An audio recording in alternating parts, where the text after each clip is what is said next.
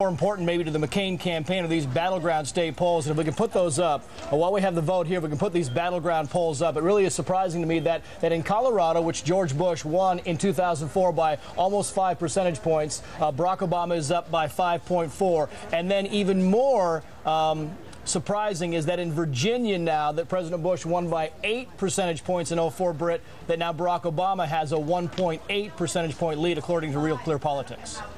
Well, that's all bad news. Bear in mind that the state polls tend to lag the national polls. In this case, I think that the situation could get worse for Senator McCain in the near term. Now, look, Trace, it's also true that if this measure passes and the financial crisis eases away from the headlines a little bit, McCain might have a chance for some kind of recovery, because you would think that Obama would be well above 50% in these kinds of circumstances. I mean, if you and I sat around and thought, what can we think of to have happen that would damage the Republican in this election, in an election in which the public perceives a bad economy? Unemployment has been rising. If we say, well, why don't we throw in a major credit market meltdown and a whole series of bank failures? I think you and I would agree we got him now. Mm-hmm. Britt, Martha here. You know, interesting piece by Bill Kristol today, who's often on your panel, saying that what John McCain needs to do right now is to be more maverick than ever, basically to vote against this bill when he comes back to vote on Wednesday, is what is suggested in that piece.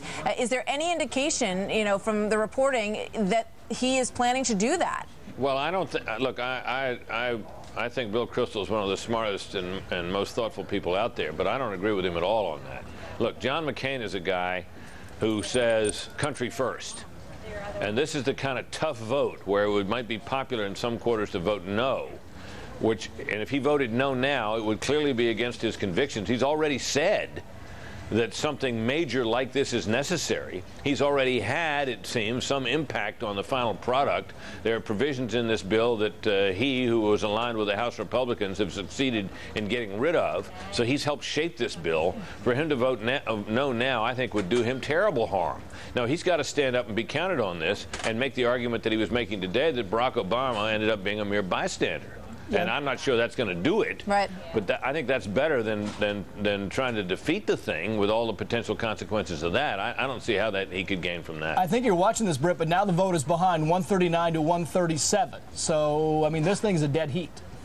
Well, it will be for a while. I mean, this will come down to the end, and the vote may well be held open past the usual 15 minutes that's prescribed for it. You'll have members standing near their leaders where the vote tallies are in hand and asking to be excused, or being buttonholed to say, sorry, you got to switch your vote, we need you. We'll see what happens. It could fail. I mean, that's not out of the realm of possibility at all, and a lot will depend on how many House Republicans agree to go along and hold their nose and vote for this thing.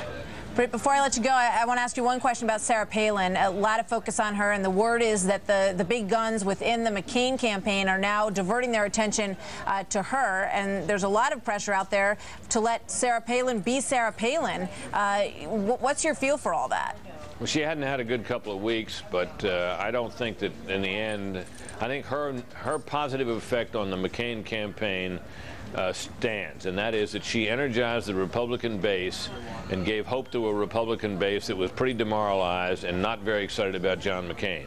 She changed that at the convention and beyond, and the excitement about her continues in Republican ranks.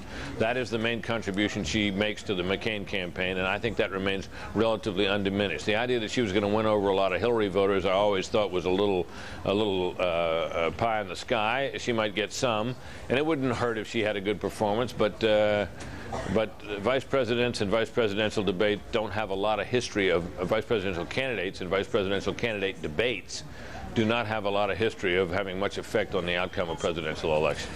Britt Hume, Britt, good insight. Thank you for coming on today.